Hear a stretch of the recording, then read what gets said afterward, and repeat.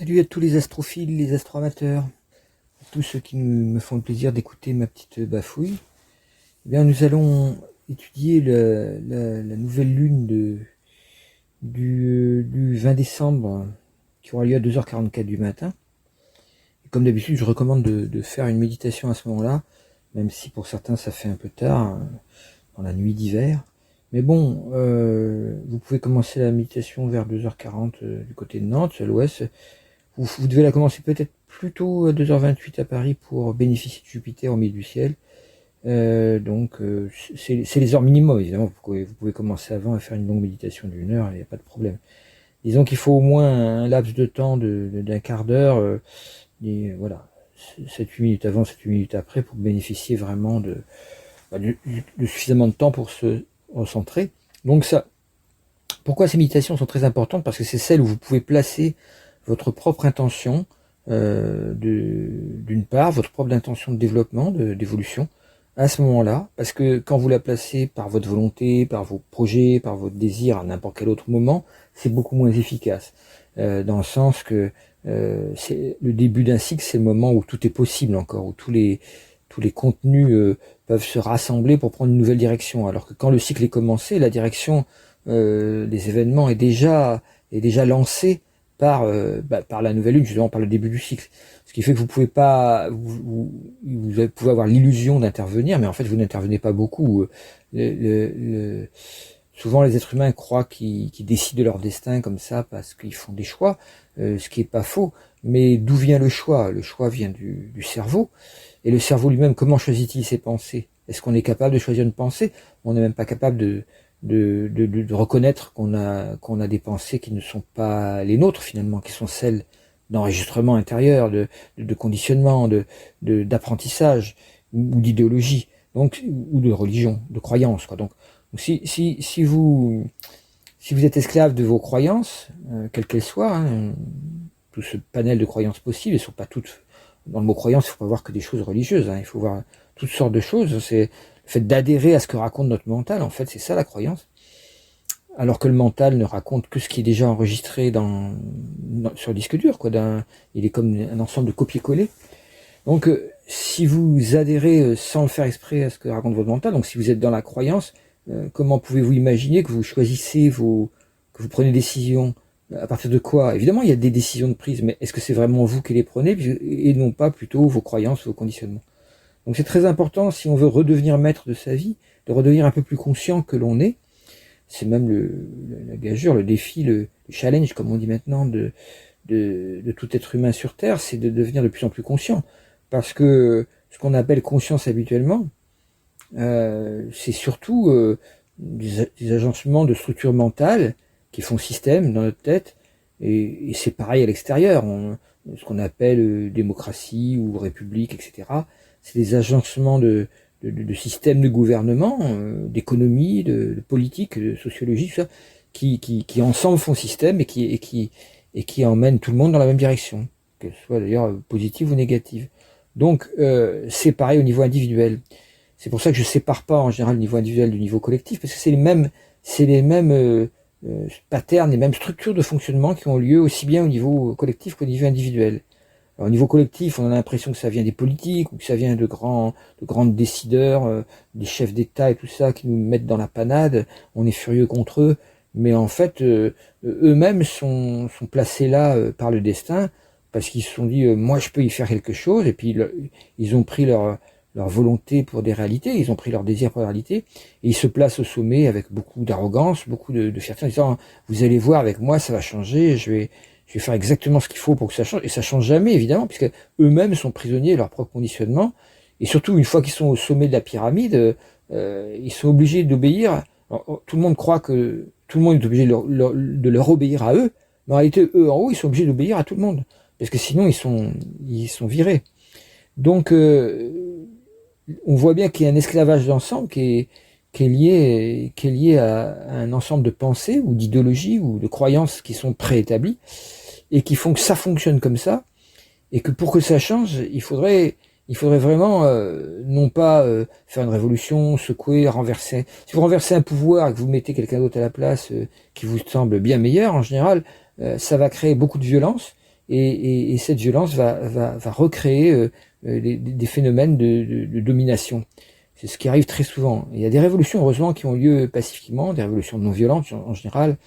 On peut penser à l'Inde, on peut penser au Portugal, enfin, etc. Il y a quelques exemples quand même, au Nicaragua, tout ça, enfin, pardon, c'est pas le Nicaragua, c'est le Costa Rica. Enfin, il y a des, faut remonter un peu dans l'histoire et voir qu'il y a quelquefois, rarement, il y a eu des révolutions qui ont été non violentes et qui sont basées comme ça sur l'idée, nous devons changer ensemble notre manière de penser pour faire ensemble un nouveau système de gouvernement. Bon, c'est assez rare. En règle générale, les révolutions sont faites par des gens qui sont furieux, que des fois à juste titre, que les choses se passent très mal, qu'il y ait de l'injustice, qu'il y ait des gens qui soient écrasés par des dominants, des riches qui prennent 98% de la richesse produite par des gens qui triment et puis auquel il reste 2% à se partager.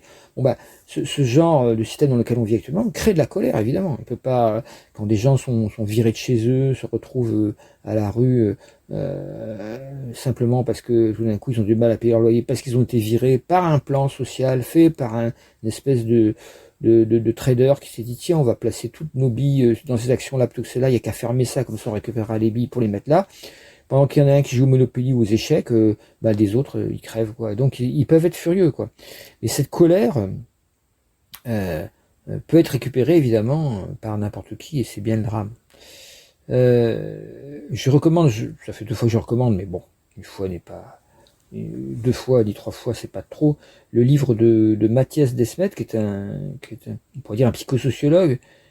Psychosociologie, c'est une, comment dire, une discipline qui est très peu citée ou très peu reconnue. C'est ce que je voulais faire quand j'étais jeune. Enfin, j'ai dit, je veux faire psychosociaux. Et personne ne savait ce que c'était. Ah non, vous pouvez aller en psychologie ou en sociologie. Il n'était pas question d'aller dans les deux à la fois. Mais moi, je disais, mais non, il est évident que toutes les décisions sociétales sont prises par des courants de pensée issus de la psychologie. Et d'une part, et d'autre part, on ne peut en aucun cas isoler la psyché et l'inconscient d'une personne de tout son background, de ses conditionnements collectifs, ses appartenances à certaines classes sociales plus ou moins exploitées ou plus ou moins malheureuses. Donc cette histoire de bien séparer deux disciplines, surtout pas les mélanger, sinon ça ferait du goulbi-goulba, c'est uniquement une vision universitaire fausse, parce qu'en fait c'est pas du tout, il s'agit pas de mélanger, il s'agit de voir qu'il y a des connexions qu'on peut analyser, qu'on peut étudier, et ces connexions sont beaucoup plus intéressantes que de séparer ces disciplines, parce que en faisant cette interdisciplinarité, on peut découvrir beaucoup de tenants et aboutissants qu'on ne verrait pas autrement. L'astrologie sert à ça d'ailleurs, l'astrologie a cette fonction de pouvoir créer des structures symboliques qui permettent de créer des ponts d'interdisciplinarité, c'est-à-dire de pouvoir se déplacer d'une discipline à une autre en se servant du pont d'un symbole astrologique. Et à ce moment-là, on peut voir ce que nous dit telle discipline sur un même sujet archétypal et ce que nous dit une autre discipline sur un autre sujet archétypal. Je sais pas, il faudrait peut-être que je prenne un exemple pour que ça soit compréhensible, mais disons que par exemple on va pouvoir, pour parler d'un truc très en vogue, par exemple le droit des femmes et tout ça, tout le monde en parle sans arrêt en ce moment, on n'en a pas parlé pendant des siècles, il faut bien se rattraper, mais disons que le droit des femmes va pouvoir être étudié du point de vue juridique, du point de vue des salaires, du point de vue de la justice sociale, le fait qu'ils soient moins payés pour un travail équivalent, etc. On peut faire donc des statistiques qui vont prouver ça, et à ce moment-là on est dans la sociologie. Mais en même temps on peut faire de la psychologie. Pourquoi les petites filles sont élevées pour être moins comme si elles allaient automatiquement, donc par une croyance préétablie, qu'on peut appeler paternalisme si on veut, mais c'est peut-être encore plus ancien que ça.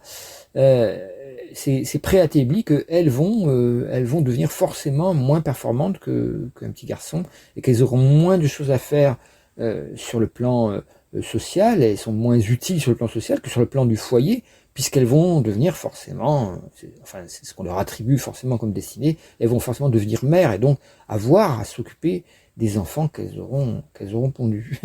Donc il y a une fonction comme ça psychologique qui est-ce qu'on peut dire qu'elle est uniquement politique, ce qu'on va avoir tendance à dire les sociologues? Ben non, il y a des interactions psychologiques là-dedans qui vont donner en fait par l'éducation, par qui vont se servir par exemple des caractéristiques féminines, par exemple le corps est physiquement moins fort, moins puissant, pour en faire des caractéristiques psychologiques. La femme est faible, quoi.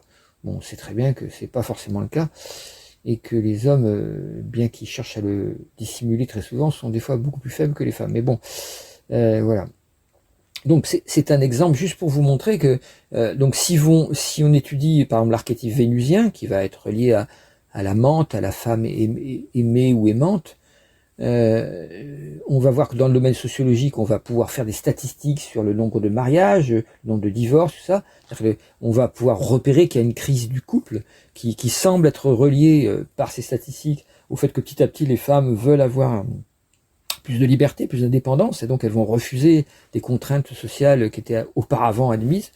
Par contre, si on étudie ça d'un point de vue psychologique, on va pouvoir se demander, pouvoir creuser la question, pourquoi les femmes ont-elles tant besoin de s'identifier au rôle d'épouse, de femme dans un couple, alors que l'homme semble avoir moins besoin de cela.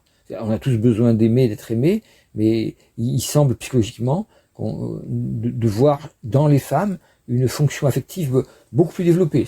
Alors, il y a certaines familles qui disent non, c'est pas vrai, c'est des archaïsmes, paternalisme. Non, ça a été prouvé là aussi scientifiquement qu'il y a ça, et c'est facile à vérifier autour de soi. Vous verrez que un homme qui n'arrive pas à trouver sa place socialement ou professionnellement est extrêmement malheureux. Une femme s'il trouve une place au foyer, certains s'en contentent, mais c'est plus rare. Alors que la proportion est inverse. Une femme qui n'arrive pas à trouver son couple, à être heureuse en couple, va être extrêmement malheureuse.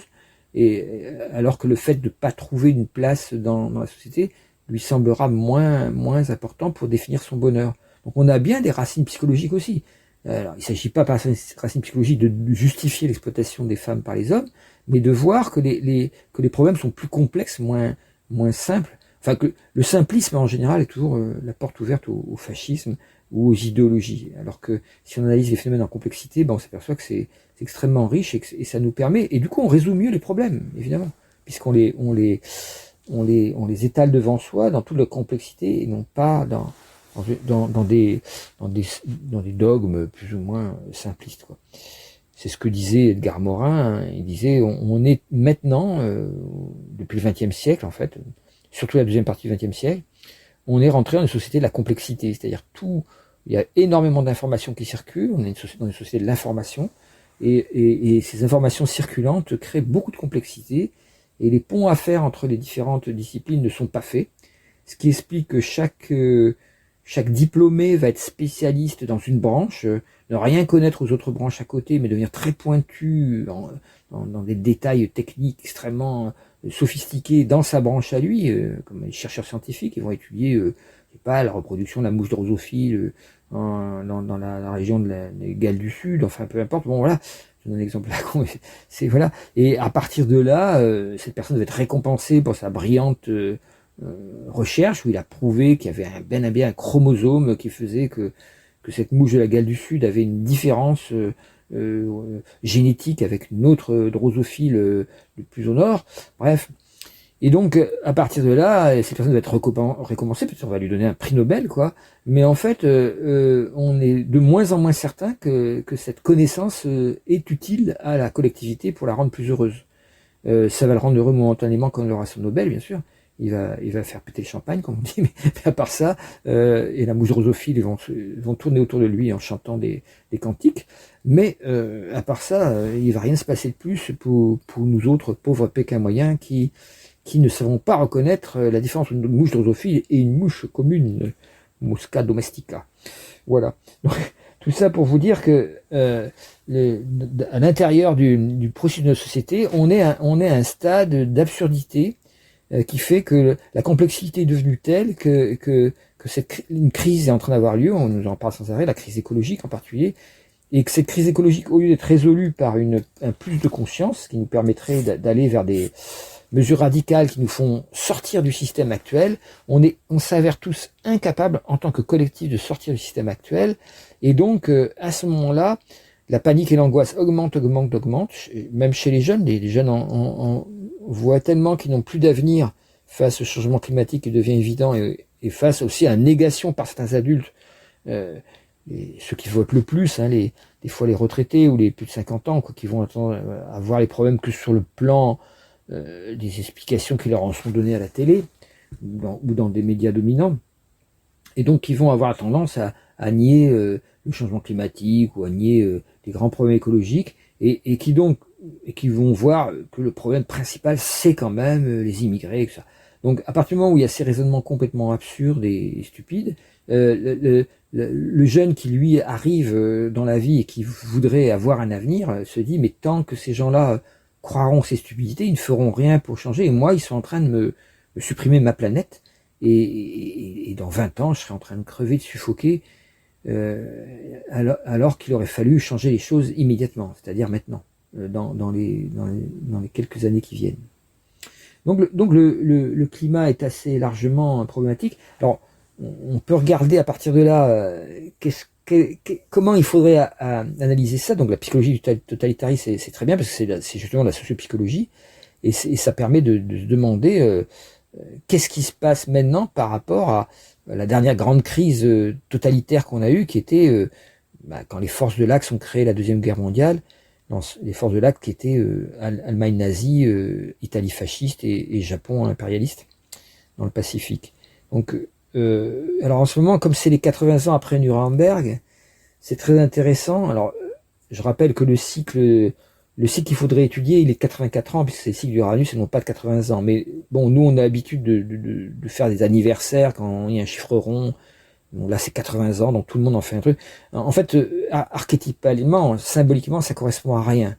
Mais il se trouve que si on compte 84 ans, on tombe en 41. 1941, c'est bien en 1941 qu'a commencé la solution finale. Donc le fait d'étudier, de faire sortir des archives de Nuremberg en ce moment, par exemple, il y a une émission de Philippe Collin qui je sais plus comment il s'appelle, qui est sur Silmaringen, le château des collabos là en Allemagne, et puis qui parle aussi du procès de Nuremberg. Philippe Collin, il fait à chaque fois des émissions très intéressantes sur le fascisme, sur Pétain, il a fait sur Céline, le fascisme à la française, quoi. Il a pas mal exploré ça.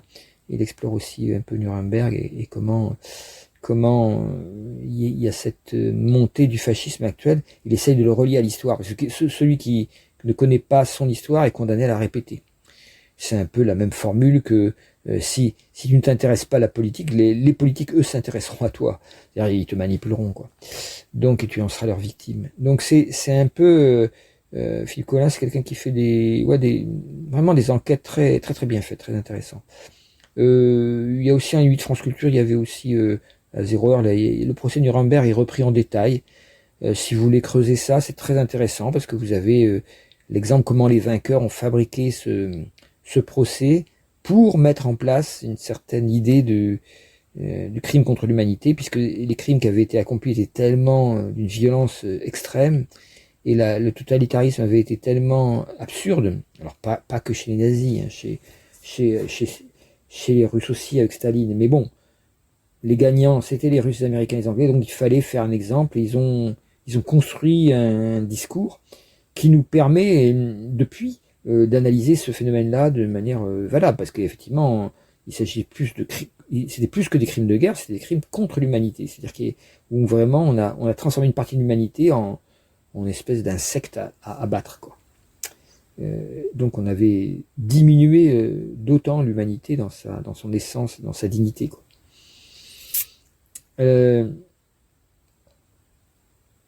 Donc je vous recommande ces choses-là. En tout cas, pour reprendre ce principe du cycle de 84 ans, si on veut vraiment voir Nuremberg, le procès de Nuremberg, et puis l'aboutissement d'un procès qui nous amènerait vers une nouvelle libération du monde, avec Uranus en Gémeaux, il faudra attendre qu'il y ait le procès des 4 cavaliers de l'Apocalypse, qui sont 5, comme je vous l'ai déjà indiqué plusieurs fois.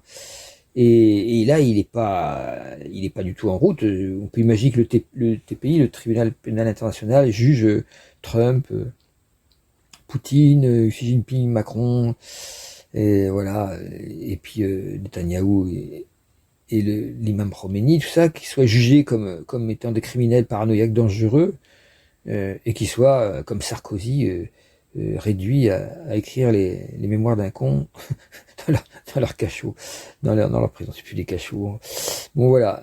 Est-ce qu'en 2029, donc 84 ans après le procès Nuremberg, est-ce qu'on aura le procès des 5 cavaliers d'Apocalypse? Bon, c'est peut-être souhaitable. Mais le problème, c'est qu'on n'en est pas là. Comme c'est 84 ans le cycle, bah là, les crimes sont encore en cours. On va rentrer en 2026, moins 84, ça fait 1942, début 1942. On a un tournant de la Deuxième Guerre mondiale qui se fait en 1942, c'est-à-dire que la grande puissance envahissante du fascisme commence à s'affaiblir, on est à l'apogée, on a l'impression qu'ils vont envahir le monde, et tout doucement, la pente commence à redescendre dans l'autre sens, et Uranus et Gémeaux, qui représentent les États-Unis, vont mettre en place une nouvelle donne, quoi. Alors, est-ce qu'il faut voir uniquement les États-Unis comme étant là-dedans? Loin de là. En France, on n'est pas les derniers non plus, puisque le Trumpisme, méfiez-vous des médias dominants qui vous font croire que Trump c'est du fascisme là-bas aux États-Unis, et nous on serait à l'abri de ça. On est en plein dedans, on est en pleine vague Trumpisme, c'est évident. Alors il y a, comme sous le macartisme, il y a des procès, il y a une commission d'enquête qui a été réclamée par Laurent Wauquiez, là le baron Pono, c'est-à-dire le baron du Puy-en-Velay, qui est une région extrêmement assez archaïque, où il y a des écolos bien actifs, d'ailleurs très très sympas, mais il y a aussi beaucoup de cathos de droite, enfin on dirait qu'ils sont tous, certains sont restés très nombreux pétainistes dans cette région-là, et donc ils admirent leur Wauquiez, qui a déclenché une espèce de procès des sorcières contre Jean-Luc Mélenchon pour antisémitisme. Là, je vous recommande de voir le short sur YouTube des réponses brillantes de Jean-Luc Mélenchon à la commission d'enquête pour antisémitisme, donc, et qui répond parfaitement en retournant cette espèce d'accusation débile, quoi, qui est, à force d'être répétée, c'est comme un lavage de cerveau, c'est la technique Goebbels. Goebbels disait, si vous faites un mensonge, les gens se rendent compte, mais si vous le répétez 100 fois, les gens finiront par croire que c'est une vérité. Alors c'est cette technique Goebbels qui est actuellement utilisée dans les médias dominants, avec cette histoire d'antisémitisme ou de l'islamo-gauchisme pour parler de la France insoumise, ou de gens qui sont tout simplement qui essayent de défendre le peuple palestinien contre un génocide facho, hein. C'est pas qu'il est juif, le génocide, c'est qu'il est facho, de même qu'est facho l'attaque par Poutine de l'Ukraine. Et de même que le fascisme est en train de gagner dans des élections nombreuses, et que c'est un grand danger, parce que dès qu'on met des armes et une armée au service du fascisme, il a très rapidement envie de s'en servir, quoi. C'est assez terrible pour ça. C'est leur identification, c'est un masculinisme politique, on va dire. Là aussi, hein, il y a un mélange entre des tendances psychologiques liées d'un côté l'adrénaline et la testostérone d'un côté, qui sont transformées en valeurs politiques dans le fascisme, quoi. Sur Blas, vous avez désinformé un métier aussi qui est voilà. Bon, j'arrête ici pour ma petite revue de presse. C'est juste pour vous donner des petits indices qu'en ce moment, entre Nuremberg, entre le procès de Jean-Luc Mélenchon, entre la désinformation et le totalitarisme en route, les votes qui ont lieu partout dans le monde pour le fascisme, on est dans une période que j'avais bel et bien décrit et mis en prévision depuis environ une quinzaine d'années désormais. Donc, en disant, attention, il va falloir se défendre de ça efficacement. Et pour se défendre de ça, évidemment, il ne faut pas tomber dans ce qu'on peut appeler l'excès de réactivité simpliste aussi, qui va être le complotisme. Ces gens-là sont une élite mondiale, ils sont en train de mettre au point une suppression de la population mondiale grâce à un plan préétabli. Or ça, on n'a aucune preuve de ça, et dès qu'on dit qu'on n'est pas d'accord avec ça, on passe pour aussitôt dans le camp des médias dominants. De même que si on critique Poutine, c'est qu'on est du côté de l'OTAN, etc. Il y a une pensée comme ça binaire complètement. Alors ça, c'est gauche-droite, quoi. Il n'y a pas moyen de penser en dehors des trucs binaires comme ça. Quand il y a une pensée binaire, gauche-droite, c'est déjà marcher au pas. Donc quand vous avez commencé à penser comme ça, c'est que vous êtes en train de marcher au pas, vous vous en rendez pas compte. Soit du côté des antis, soit des côtés des pros. mais à chaque fois, il y a quelque chose qui ne fonctionne pas au niveau de la conscience. Or, la seule solution qu'on a au niveau collectif, c'est la conscience. Je le répète, mais c'est très très important. Alors, je vais donner... je recommande aussi le fil de l'histoire de Stephanie Duncan. Si vous voulez faire une révision un petit peu de votre histoire en ce moment, c'est très important de se demander, de se poser la question, parce qu'on est en train de rentrer dans une nouvelle religion qui est l'intelligence artificielle, et on ne s'en rend pas compte, on voit pas que c'est une religion, c'en est une. Et on voit les priants là penchés en train de scroller sur leur petits écrans. Ces nouveaux priants sont une grande secte qui ne sait pas qu'elle est une secte. C'est ça que les sectes les pires, c'est celles qui ne savent pas qu'elles sont des sectes. Alors vous me direz, toutes les sectes sont comme ça, elles ne savent pas qu'elles sont une secte. Mais donc là, cette nouvelle religion nous demande de nous poser la question, quels sont les grands mouvements collectifs, idéologies ou religions qui sont apparus avant. Donc c'est intéressant. Dans le fil de l'histoire, il y a eu les États généraux de 1789, le serment du jeu de paume, le 20 juin de 1789, Pluton en Verseau, à l'ascendant, si on met l'ascendant sur la part du monde, opposé à Jupiter, Uranus, Bacchus en Lion, c'est ce qui va créer l'élan révolutionnaire, et donc c'est très important de comprendre que là, il est né une nouvelle religion, la religion des droits de l'homme, et surtout la religion de la souveraineté du peuple par rapport à des souverains royaux, des monarques. C'est là que ça commence. Après, ils n'ont pas encore coupé la tête à Louis XVI, mais le fait même qu'ils envisagent de s'opposer à sa décision en faisant le serment du jeu de paume pour dire la souveraineté est désormais celle de la nation, celle du peuple réuni, c'est là que la révolution commence vraiment. Même si les États généraux étaient un commencement, mais c'est là où ça bascule, quoi. C'est le point de bascule. Après, il y aura évidemment le 14 juillet, il y aura la prise de la Bastille, qui est vue comme symbole vraiment de ça. Mais c'est un acte qui trouve son origine dans ce serment du jeu de paume, qui est nous sommes ici par la volonté du peuple, nous n'en sortirons que par la force des baïonnettes, disait Mirabeau à ce moment-là. Donc la révolution commence là, en fait. Même si elle n'est pas violente, il n'y a pas d'armes encore, il n'y a pas de violence, il y a simplement une décision démocratique collective. C'est intéressant de savoir que ça s'est passé comme ça. Une autre révolution qui marque notre époque, c'est celle de 1979 en Iran, la révolution iranienne. Là aussi, c'est le 21 septembre, vous pouvez chercher dans le fil de l'histoire, là aussi, comment Khomeini a récupéré une révolution d'un peuple du Moyen-Orient qui essayait de mettre en place à la fois les droits de l'homme et la vision, disons, bénéfique qu'il y a dans l'islam.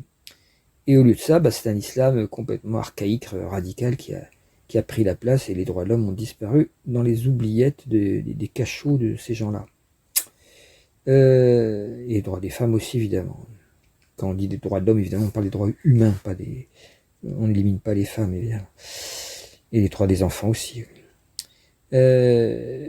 Une autre question, c'est un autre passage, si vous voulez, important à comprendre, que dans l'avènement de nouvelles religions, c'est le début de la guerre froide qui commence avec Hiroshima, quand l'humanité devient capable de s'autodétruire elle-même. Donc là, il y a une question qui est posée, comment on fait en tant qu'humanité pour ne pas s'autodétruire? Donc ça, c'était le 26 octobre, c'est intéressant aussi de voir ça, toujours le fil de l'histoire. Et puis, et le 30 novembre, il y a eu Athènes, invention de la démocratie. Alors, évidemment, c'est une question importante, parce que la démocratie, c'est le modèle qui est apparu, on pourrait dire, en Europe, depuis le 19e siècle. Mais où on en est de cette Europe démocratique? Le Parlement européen actuel est extrêmement inquiétant, et les décisions qui sont prises par von der Leyen aussi. Donc on est vraiment... on doit se poser la question de qu'est-ce que c'est que la démocratie, et se poser la question aussi comment on peut la réinventer ou la modifier. Là aussi, il y a des gens qui travaillent là-dessus. Alors, la dernière révolution, donc ça, c'est les questions, on pourrait dire, c'est une question qui est un peu ancienne, qui est celle du rapport socio-démocratique qu'il y a eu à la création de l'Europe, et qui a fini par devenir un rapport uniquement financier. On a créé une Europe économique, et on a mis en l'air, dès 2005, en refusant d'écouter les peuples qui ne voulaient pas de cette constitution néolibérale, et puis en 2009, où Sarkozy et donc le voyou Sarkozy et Merkel ont mis au point une espèce de... Merkel qui était complètement assignée aux décisions de la Banque centrale allemande, de Francfort, là, et donc qui ont mis au point un système qui faisait passer quand même la pilule que les gens avaient, que les peuples avaient refusé en 2005 pour faire avaler la pilule d'une Europe entièrement construite sur un socle néolibéral et économique sans presque aucune, enfin quelques saupoudrages démocratiques et politiques, mais très très peu. Voilà. Même pas fédéral comme les États-Unis sont un État fédéral. Il n'y a pas d'État fédéral vraiment. Il y a eu des décisions, de discussions entre nations qui semblent, maintenant qu'il y a le danger poutinien aux frontières de l'Europe, ne pas avoir une grande efficacité, puisqu'il faut obtenir des 27 qui se mettent d'accord pour obtenir une décision. Et on peut dire que c'est extrêmement difficile, ou laborieux, on devrait dire.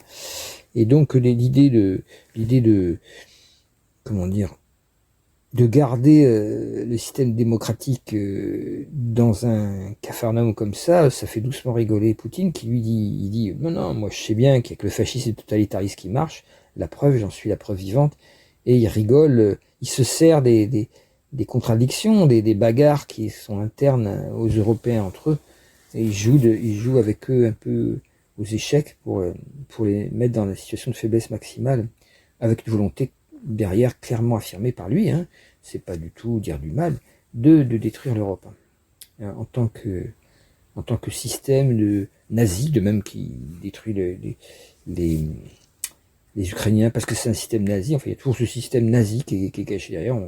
Il n'y a aucune preuve de ça, mais il y a des gens qui sont assez bêtes pour croire dans cette histoire-là, même si l'Ukraine, de même que je sais pas, la Pologne, enfin tous les pays, les ex-pays de l'Est ne brillent pas par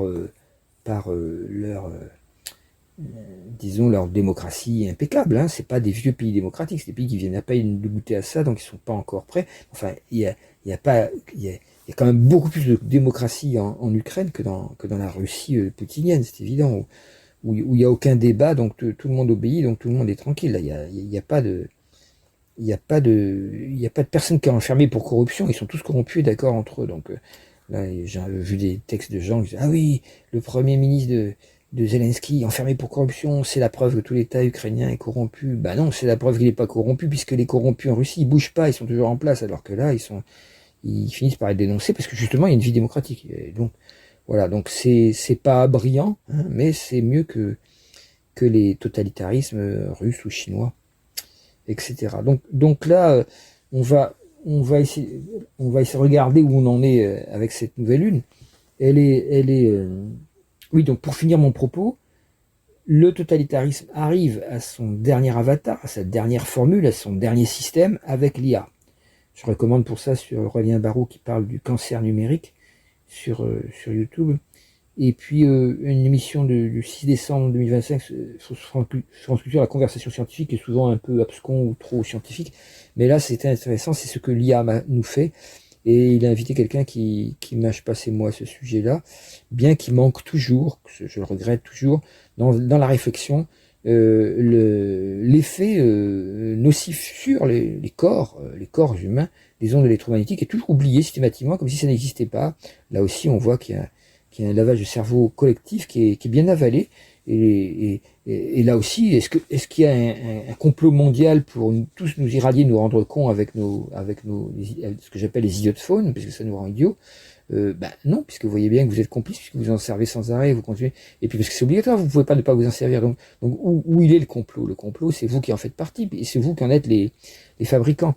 Donc il ne s'agit pas de culpabiliser qui que ce soit, il s'agit de se dire, arrêtons de croire qu'il y a une élite, une société secrète, Illuminati, planquée dans des coins, avec d'un côté des juifs, de l'autre côté des francs-macs, tous, sachant que c'est pas du tout déjà le même type d'idéologie, enfin, ils seraient tous ensemble dans le même truc secret, en train de comploter avec des reptiliens, des petits gris pour faire un système dans lequel on va tous vous mettre des puces dans le cerveau. Bon, à un moment donné, faut arrêter les délires, quoi. Je veux dire, c'est plus simple de penser comme ça, évidemment, puisque ça rassure. C'est tellement angoissant ce qui se passe, et ça je le comprends, c'est tellement angoissant qu'il y a peu d'esprits qui sont assez forts, assez ancrés, assez conscients d'eux-mêmes pour pouvoir regarder cette situation tranquillement en se disant, qu'est-ce qu'on peut faire? Sachant qu'on va pas trouver tout de suite ce qu'on peut faire, mais que se poser la question calmement, profondément, et méditer sur cette question. Qu'est-ce qu'on peut faire en tant que citoyen, en tant qu'être humain, pour que l'humanité ne s'autodétruise pas totalement telle que c'est parti actuellement. Évidemment, le fait de désigner ces élites mondiales comme étant vraiment une des causes de problème, c'est absolument pas faux. Il faut avoir une pensée subtile. C'est absolument pas faux, bien sûr. Mais en aucun cas, ils savent ce qu'ils font. Ils n'ont pas un plan préétabli. Le Covid-19, c'était un bon exemple de ça. Ils étaient en bordel entre eux. Puis en même temps, ils avaient pris des décisions collectives extrêmement sophistiquées qui sont liées au matérialisme dans lequel ils sont tous enfoncés. Pourquoi, par exemple, bon, j'écoute des fois France Inter, pourquoi les journalistes de France Inter vont parfois, sans le faire exprès, toujours défendre, par exemple, automatiquement, les mêmes visions médicales, matérialistes, habituelles, alors qu'il y a plein de moyens de se soigner autrement que par les vaccins, les antibiotiques, comme ça. On le sait maintenant, on sait même que ça fait du mal. On sait que les antibiotiques sont en train de créer plus de problèmes maintenant qu'ils n'en soignent. Bon, il a le droit de le dire, mais on veut surtout pas aller plus loin. Pourquoi? Qu'est-ce qu'il y a derrière? Il y a un système de pensée qui est une idéologie, qui est une idéologie matérialiste. En aucun cas, si vous dites que vous pouvez, comme c'est arrivé plusieurs fois, que des gens se sont guéris eux-mêmes de leur cancer par des systèmes de pensée, de méditation, par des thérapies alternatives et tout ça, le fait même qu'ils soient vivants est la preuve que bon, ça existe comme moyen aussi, mais il est interdit d'en parler. Donc s'il est interdit d'en parler, c'est qu'on n'est pas en démocratie. On est dans un système où...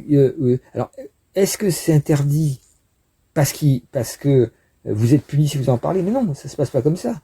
Ceux qui sont présélectionnés pour devenir journalistes dans ces endroits-là pensent déjà comme ça. Si vous pensez pas comme ça, vous n'êtes pas embauché, tout simplement. Vous pouvez pas devenir journaliste à France Inter si vous pensez différemment. Alors, c'est arrivé à certains, il y a eu des erreurs. On pense à l'équipe à Charline, voilà, des émissions qu'elle avait fait, des équipes de comiques là qu'elle avait rassemblées et qui a créé une explosion interne dans France Inter, parce que avec Guillaume Meurice et son histoire du nazi sans prépuce, qui a fait les gorges chaudes de pas mal de gens de gauche, quoi. Mais bon, le malaise que ça a créé montre que il y a une idéologie sous-jacente qui ne se sait pas elle-même. C'est-à-dire, en aucun cas, ces gens-là sont conscients d'être eux-mêmes intolérants.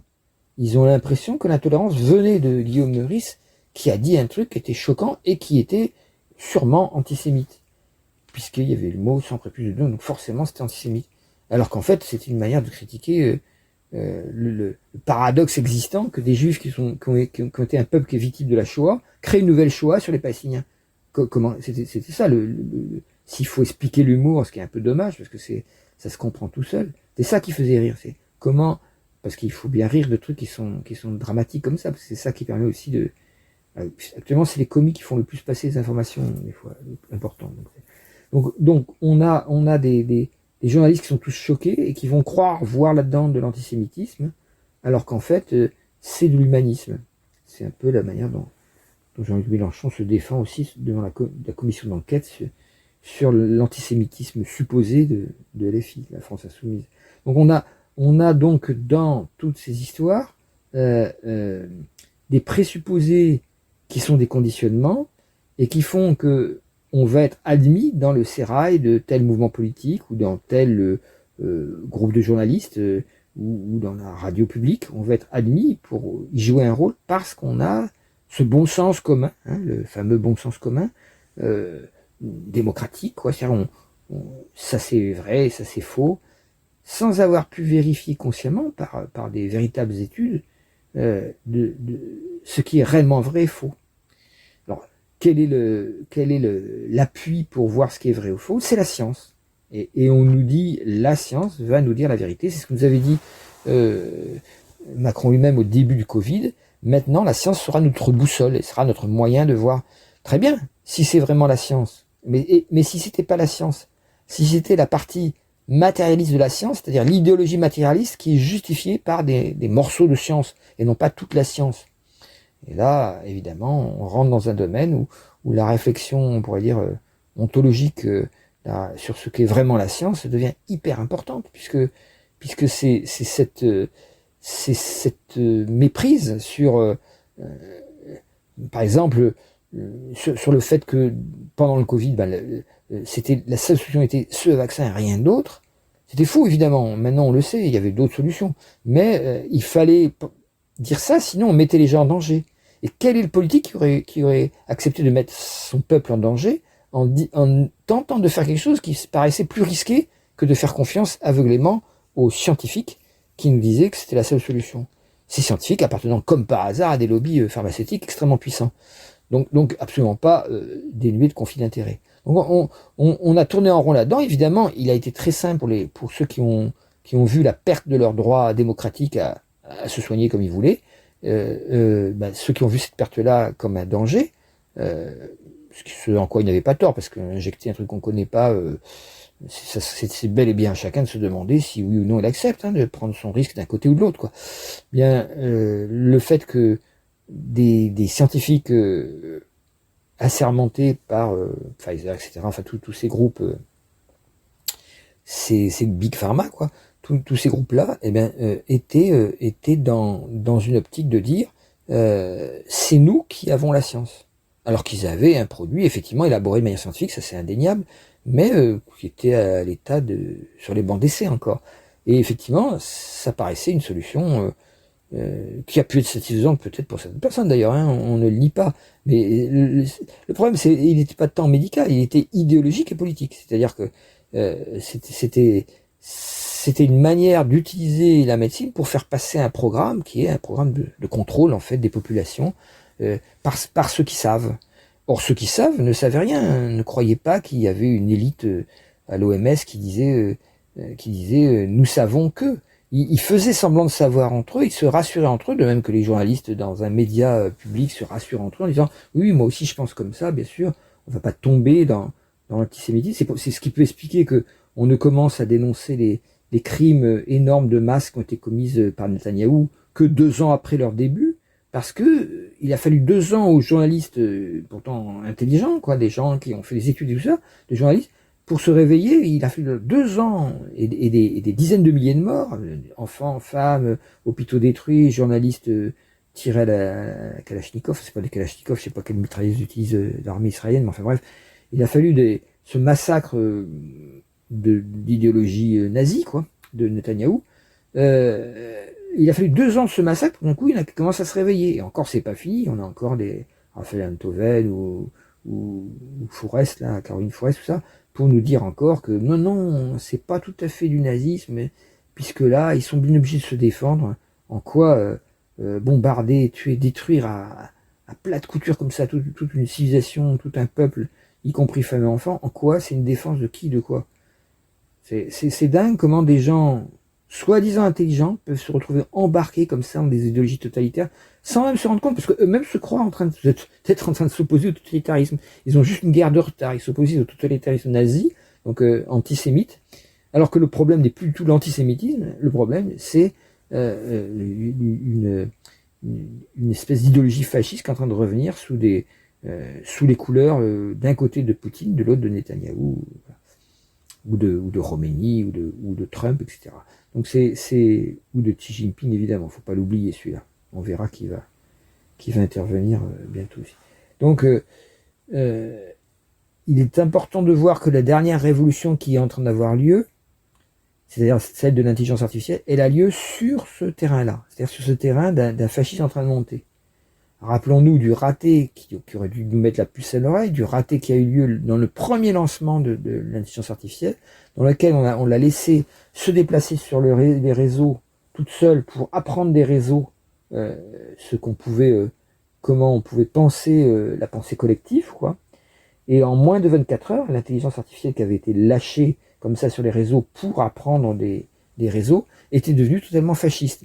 Et elle disait vive Hitler, des trucs complètement cons, parce qu'elle avait fini par absorber en fait les théories les plus simples, parce que pour elle, par une réflexion comme la mienne, ne peut pas être absorbée par peut-être dans 30 ans une intelligence artificielle beaucoup plus sophistiquée, mais là elle peut pas être absorbée par une intelligence artificielle actuelle, parce que cette pensée est trop complexe dans un sens, et donc l'intelligence artificielle a préféré une pensée plus simple. C'est ce qu'ont fait les gens qui sont devenus, entre guillemets, complotistes. Ils ont préféré une pensée plus simple en disant, ils sont tous de mèche entre eux, ils veulent que le fric, c'est un plan pour nous supprimer, pour nous faire du mal, et c'est des êtres profondément malfaisants qui, voilà. Et donc, et du coup, eux-mêmes deviennent agents du totalitarisme, en ayant une pensée simpliste et extrêmement agressive. Alors agressive par révolte contre une agression qui sont bien, bel et bien en train de subir, ce qui est vrai, une agression de contrôle, une agression de leur enlever leurs droits. Ils réagissent par une contre-agression qui est tellement simpliste qu'elle cherche le bouc émissaire, elle cherche un bouc émissaire simple, simplifié, pour pouvoir rassembler sa révolte. Évidemment, la convergence des luttes devient impossible, puisqu'il faudrait qu'il y ait convergence des luttes entre Philippe Poutou et Florian Philippot, par exemple, ce qui est bel et bien impossible. Donc pourquoi cette convergence des luttes n'est pas possible? Parce que les gens n'ont pas réussi à devenir conscients de ce à quoi ils s'opposaient.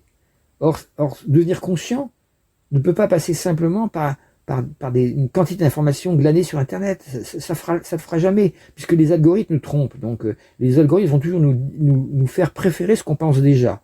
Donc, évidemment, ils vont plutôt nous séparer les uns des autres, nous enfermer dans des petites bulles de partisanes, et non pas nous permettre de communiquer entre nous. Donc, la solution est dans ce que je viens de dire. D'un côté, les communiquer entre nous sur ce qui se passe vraiment et d'essayer d'élaborer une intelligence collective. Et deuxièmement, d'avoir une intelligence interne à soi qui soit nourrie de conscience et non pas de notre inconscient conditionné. Et comment on fait ça? C'est la méditation. Donc deux solutions, la démocratie participative, on pourrait dire, et puis le dialogue, l'étude, la connaissance. D'un côté, accroître sa connaissance, même si l'Ecclésiaste dit qui accroît sa connaissance accroît sa douleur. Bah oui, quand on comprend les choses, on s'aperçoit que on est peu nombreux finalement à les comprendre vraiment. Mais bon, ça fait, faut se méfier à ce moment-là de ne pas tomber dans l'élitisme et de se dire, voilà, je suis le seul à tout comprendre, bande de cons, quoi. Et il faut essayer de regarder comment est-ce que je peux communiquer, dialoguer avec des gens qui sont comme moi, qui me ressemblent pas parce qu'ils sont pas le même conditionnement, mais qui sont comme moi dans le sens qu'ils ont compris que ces deux systèmes opposés qui sont, c'est-à-dire le mouton qui se fait vraiment avoir par les médias et tout ça, qui petit à petit se dirige vers CNN, Bolloré, tout ça, tous les radios de Bolloré, et deviennent de plus en plus fachos par peur, parce qu'il est manipulé par la peur.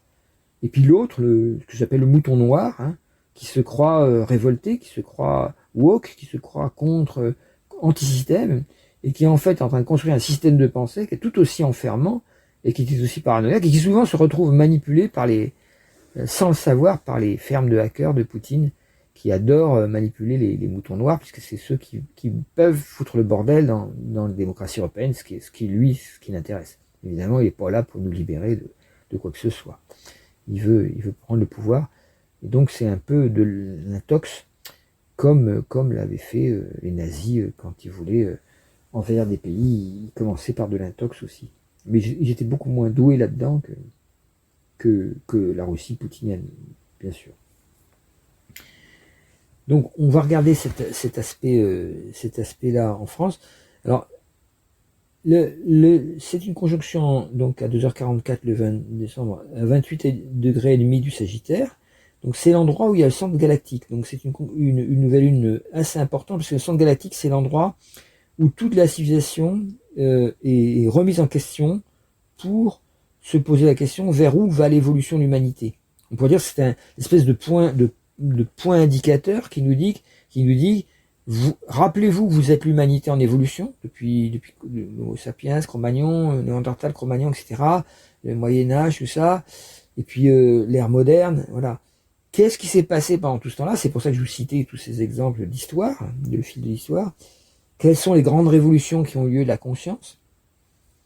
On peut penser aussi au bouquin de Johann Chapoutot, qui a fait un bouquin aussi sur toute l'histoire du monde par des grands mouvements de blocs idéologiques, qui est assez intéressant, qui se rapproche presque par un biais uniquement historique de la vision qu'on peut avoir par l'analyse des planètes lentes en astrologie. C'est assez intéressant. Il y a des penseurs comme ça quand il y a des pensées profondes comme ça qui convergent, c'est intéressant. Donc, cette conjonction a lieu entre Vénus et Mars. Mars en Capricorne déjà, et Vénus en Sagittaire. Donc, c'est une conjonction qui, en plus d'être sur le centre galactique, qui nous demande vers où on va, il y a Vénus et Junon à côté, nous a dit qu'il va y avoir des panneaux indicateurs. Il va y avoir des gens qui, soit artistiquement, soit par de bonnes idées qu'ils vont avoir, par leur enthousiasme, par leur idéal, vont pousser la communication au niveau des médias, peut-être sur les plateaux télé, vont pousser la communication pour dire on veut qu'on nous entende parce qu'on a quelque chose d'autre à proposer. Donc ça, c'est extrêmement important, et ça peut, bien que la conjonction avec Mars en Capricorne soit une conjonction négative, puisqu'elle a lieu par-dessus la frontière entre Sagittaire et Capricorne, donc toute conjonction qui a lieu par-dessus une frontière de signes comme ça est plus ou moins négative. Il peut y avoir une envie une fois qu'on a compris ce message on pourrait dire révolutionnaire ou évolutionnaire, on peut avoir envie trop vite de passer à l'action pour avec force et courage, et c'est là qu'il peut y avoir une erreur. Peut-être le temps n'est pas encore venu des actions radicales, et donc il y a ce danger-là d'action radicale. On peut penser à ce qui s'est passé à Sydney là récemment, le 14 décembre, l'attentat à la mitrailleuse. Là, c'est le 14 décembre à 7h45 TU, si vous voulez faire le thème pour les astrologues. Des juifs qui sont rassemblés quelques centaines de juifs rassemblés sur la plage pour fêter Hanouka, donc un truc bien sympa, et de la musique et tout, et puis un cinglé qui arrive, et puis donc qui tire dans le tas, 15 morts, évidemment, puisque, évidemment, c'est un complice juif qui est à la tête du monde, et qui vise à tous nous mettre une puce dans le cerveau. La preuve, c'est que les grandes banques qui sont vraiment des fauteurs de troubles extraordinaires, puisque c'est eux qui bloquent le changement d'économie, qui nous empêchent de passer à une économie vraiment démocratique, participative, qui nous coince dans une économie néolibérale. Ces grandes banques sont commandées effectivement par des non-juifs, Rockefeller, tout ça. Alors au nom des Rockefeller ou de tout ça, ou Goldman Sachs, on va tirer dans le tas, tuer femmes et enfants, parce qu'ils appartiendraient à une race, puisqu'ils fêtaient nos cas, enfin bref. Là, on voit la confusion énorme qui est dans la tête des gens, de certaines personnes, parce qu'ils sont manipulés par cette espèce d'extrémisme de la pensée simplifiée, quoi. Et voilà. Et le type pensait très certainement qu'il allait régler le problème à grande échelle en faisant ça, ou devenir un exemple, quoi. On a la même chose en ce moment comme autre exemple. Hier, quoi, parce que là, je fais l'enregistrement ce lundi. Enfin c'est déjà mardi, l'entrée en extrême droite, dans la religion de l'extrême droite du Chili, quoi, 52 ans après, donc Quiron est en bélier, c'est pas une bonne position pour Quiron, c'est le cycle de Quiron, 52 ans, 51 ans. Après le 11 septembre, le fameux 11 septembre, non pas celui de 2001 des États-Unis, mais celui qui a fait beaucoup plus de morts, que le 11 septembre 1973 au Chili, où il y a un coup d'État qui est plus ou moins fomenté avec l'aide de la CIA, enfin carrément, on peut le dire, maintenant c'est prouvé, et où on met Pinochet, un dictateur sanglant, à la tête de ce pays, qui va y rester pendant des décennies, en faisant des milliers de morts, quoi. Et ça, on a des jeunes maintenant qui sont pas au courant, ils ont 30 ans, ils n'ont jamais connu ça, ils disent on n'a pas encore essayé. Alors évidemment, ça fout en rage des gens qui ont maintenant environ peut-être 70 ans, qui ont échappé de justesse à la mort dans les stades, et à la torture, à la mort, qui ont connu des tas de leurs copains ou leurs copines qui ont été tués comme ça, abattus comme des chiens, quoi. Et évidemment, entendre on n'a jamais essayé de la part de jeunes cervelés, ça c'est lourd, quoi. Et s'ils leur disent mais rappelez-vous, vous pouvez pas quand même soutenir des gens dont le programme est très clairement en vous en faisant croire que la faute de tous vos malheurs c'est l'étranger, ils vont vous dresser les uns contre les autres et vous amener à une civilisation militarisée, dogmatique, intolérante, agressive, et dans lequel les gens sont de plus en plus malheureux. Ah non, ils voient pas ça, on n'a pas encore essayé. Alors évidemment, celui qui dit ça passe pour un vieux con, quoi. C'est ça qui est le pire. C'est-à-dire que le jeune va dire ah oui mais vous êtes ceci. On va attribuer à ces gens qui ont bossé, qui ont risqué leur vie pour les droits de l'homme, ces résistants, on va leur attribuer les pensées des sénateurs, des Gérard Larcher, tout ça, parce qu'ils ont le même âge, quoi. Comme si l'âge définissait une fois pour toutes le type de pensée auquel on appartient. Donc une espèce d'agisme stupide, quoi, qui fait que voilà, c'est des boomers, donc ils peuvent pas avoir raison. Nous, on va essayer autre chose. C'est vachement sympa. Comme on a Bardella et ses fraises Tagada, c'est super sympa. Voilà, ça rime en plus. Donc c'est cette espèce de sous-pensée, d'imbécilité fabriquée par des médias qui savent ce qu'ils fabriquent. Les médias de Bolloré et tout ça sont clairement dans une optique de laver le cerveau à grande échelle du peuple pour en faire des adeptes du fascisme. Donc, voilà le danger un petit peu de ce moment-là. On est sur un tournant historique. Si on regarde à Paris le trigone de ce Sagittaire. Le Sagittaire, c'est souvent les gens bien installés. Ça peut être les bourgeois. Jupiter a un côté bourgeois installé. Les gens modérés qui ont un bel idéal, quoi. Et ces trigones à ce Chiron en bélier, qui en ce moment est en train d'approcher d'Eris. Eris Eros. Donc, l'envie dingue, Chiron Eris Eros, l'envie presque érotique, on va dire, de s'énerver, de se mettre dans un conflit dans lequel on va essayer de trouver des solutions radicales et rapides et absolues et tac, je te foutrais tout ça le long d'un mur, moi, tu verrais, ça ferait pas long. Voilà, on entendait ça autrefois dans les bistrots, de la part de certains poivreaux qui regrettaient qui avaient fait l'Algérie, mais on les appelait les beaufs, quoi. Or maintenant, c'est toute une génération de jeunes beaufs, quoi, qui arrivent et qui ont ces mêmes impressions. Voilà, faut tout foutre en l'air rapidement. On va, voilà. Et ça, c'est un peu la parole qui peut apparaître en France. Mais il y a une crise, puisque ça, c'est l'un des aspects qui est quand même dominant en France, puisque Chiron est très dominant. L'ascendant en Balance est carré à Jupiter en rétrograde avec Proserpine là-haut au milieu du ciel en Cancer, ce qui veut dire que il y a une espèce de crise de confiance, on va dire. Jupiter représente souvent les gouvernants, les modèles économiques, si vous voulez. Là, il y a une espèce de crise économique, on pourrait dire, en France. On peut reparler de la dette, tout ça, toutes ces illusions, la dette, tout ça. Bon.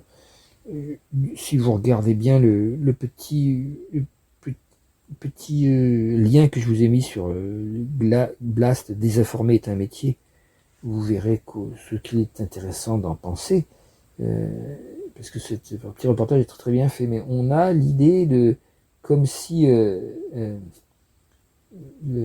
après avoir déjà rejeté la taxe Zuckman, il y a toujours cette espèce d'esprit il faut absolument nourrir, gaver encore plus les riches qui sont déjà ultra gavés, sinon ça va pas produire d'emploi. On ne sait pas d'où sortent ces raisonnements qui sont complètement faux, qui ont été prouvés sociologiquement qui sont faux, mais ils sont répandus sans arrêt pour permettre tout le temps de faire le même genre de politique qui est la politique macronienne, qui est une espèce de politique de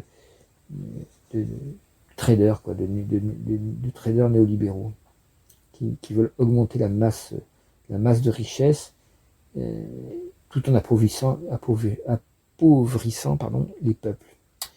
Voilà, donc on a ce grand trigone Jupiter-Saturne qui est toujours là, ce qui fait que c'est une phase très très importante de restructuration de la vie politique, de la vie collective, mais l'aspect principal, il a changé, il n'est plus dans ce mouvement, on pourrait dire, où on pense qu'on peut s'arranger, comme on peut le voir à l'Assemblée nationale. Ils ont essayé de tendre vers des arrangements.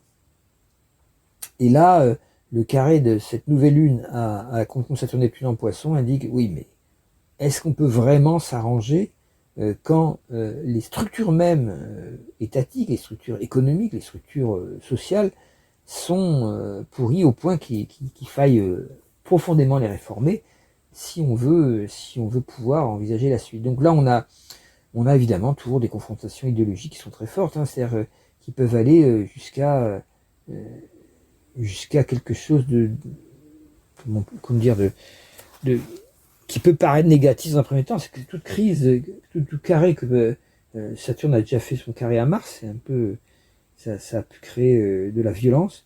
Et là, c'est le Soleil qui à son tour fait son carré à Saturne. Et donc c'est ce qu'on appelle des carrés plutoniens, c'est des carrés, c'est le dernier carré.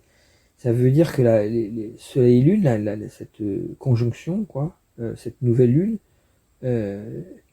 va chercher des idées, quoi. Il s'agit de chercher des idées pour se transformer, pour faire disparaître les structures existantes, idéologiques existantes, et les remplacer par d'autres. Alors évidemment, le danger est grand dans ce cas-là qu'on remplace par des dogmatismes stupides issus de boucles d'algorithmes comme il y a actuellement sur certains réseaux sociaux, ce qui fait que voilà, tout ce que je viens d'expliquer, on va vers des simplismes en s'imaginant que c'est au nom du peuple qu'on agit. On a un bon exemple de ça aussi avec la crise agricole, qui est une espèce d'énervement collectif sur des maladies. Tout le monde se pose la question comment il faut faire par rapport à une épidémie comme ça. C'est un crève-cœur obligé de tuer mes bêtes. Bon, sauf que le mec, il les tuera bien après. Ces bêtes, puisqu'elles sont faites pour aller à la boucherie. Donc, il y a personne qui se pose la question du modèle, quoi. Pourquoi ces vaches sont-elles malades? Pourquoi tous ces troupeaux sont jamais en bonne santé? Pourquoi quand vous mangez du jambon, vous demandez à tuer des porcs qui ont 2-3 ans d'âge, même pas 1 an des fois. Et si vous dépassez cet âge-là, ils deviennent cancéreux. C'est-à-dire qu'ils sont tellement malades, ces animaux-là, qu'il faut les tuer avant qu'ils deviennent malades pour pas que ça se voie qu'ils sont malades. Donc, comment ça se fait que tout d'un coup, il y a une maladie qui va venir, puisqu'on les tue sans arrêt avant qu'ils deviennent cancéreux. Il y a une maladie tout d'un coup, une épidémie qui va venir, qui va dire, bon voilà, ils sont vraiment malades, pourquoi? Est-ce qu'on peut poser la question, au lieu d'être toujours la question du comment mettre des bouts de sparadrap sur une jambe de bois? C'est tout le temps ça qui est recherché par les autorités, et puis après par les syndicats qui disent non, faut pas faire comme ça. Il n'y en a pas un qui pose la question, quel est ce modèle agricole, quel est ce modèle de consommation? Parce que les agriculteurs produisent ce qu'on leur demande de produire. C'est-à-dire qu'ils produisent ce que les gens consomment. Pourquoi on consomme du meurtre à grande échelle comme ça? Pourquoi? Parce qu'il faut manger ce qu'on produit, c'est ça. Enfin bref. C'est toujours... Donc là, il est temps de se poser des vraies questions en fonction non pas de critères d'aménagement du territoire ou d'aménagement économique ou d'aménagement industriel, etc.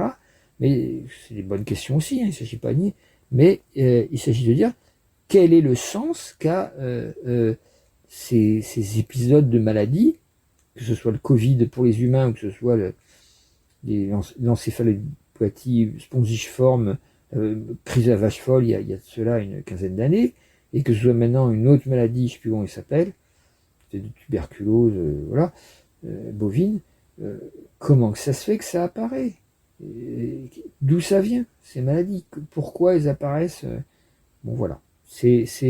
Tant que ces questions-là ne sont pas posées, on ne peut pas vivre cette crise comme étant bénéfique. Alors qu'en réalité, elle l'est. Il s'agit bien de transformer notre manière de penser.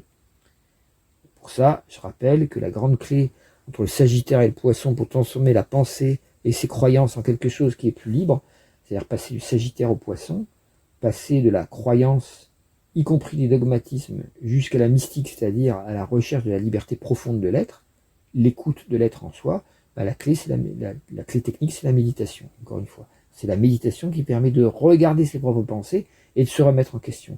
Si vous ne remettez pas chacun d'entre vous en question au moment où vous vous rendez compte que la vie vous a contredit, vous amène quelque chose qui vous dérange, eh bien, ce manque de remise en question va entraîner en fait une fixation, quelque chose qui se fige et qui va empêcher et qui va faire qu'on va agir de manière trop unilatérale, quoi. Comme le Mars en Capricorne nous met en garde, quoi.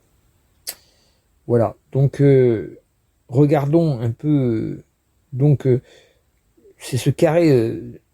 La grande dominante, c'est ce carré de cette nouvelle lune vénusienne avec avec Saturne-Neptune en Poisson. On voit que ça reparle de mouvement du peuple, quoi. Alors, en France, ça s'est marqué par l'ascendant Balance. on vient de le dire, qui joue sur les hyper riches là-haut qui veulent reprendre le pouvoir avec Jupiter rétrograde en Cancer. Le Cancer qui peut représenter aussi le peuple. Si on regarde l'ascendant Balance, le maître c'est Vénus. Vénus est conjoint à nouvelle lune, donc c'est une nouvelle lune très qui nous dit là il va falloir parler. Qu'est-ce que c'est que la démocratie, qu'est-ce que c'est que la République, qu'est-ce que c'est que le peuple, parce que et non pas se contenter de slogans vite fait quoi. Là c'est vraiment à savoir. Or le peuple ça peut être aussi simplement d'un point de vue sociologique ceux qui souffrent, qui pâtissent profondément par la souffrance sociale de décisions politiques de financer sans cesse avec des centaines de milliards des entreprises qui sont déjà énormes et qui se gavent sans aucun contrat en retour, sans aucune garantie qu'on puisse que cet argent puisse revenir après, soit aux ouvriers, soit à ceux qui travaillent. Donc évidemment, énormément de cet argent part dans les paradis fiscaux, mais il faut pas les déranger, il faut toujours voilà, leur lécher la pomme, comme disait mon père, pour pas dire plus. Donc, du coup, voilà, il est interdit de poser la question à Bernard Arnault s'il pourrait faire un petit effort, puisque pour lui, il suffirait qu'il prenne un tout petit pourcentage de la fortune, il pourrait boucher complètement le trou de la Sécu, puisqu'il est fier d'être français avec ses produits. Pourquoi il le fait pas? Mystère. Voilà.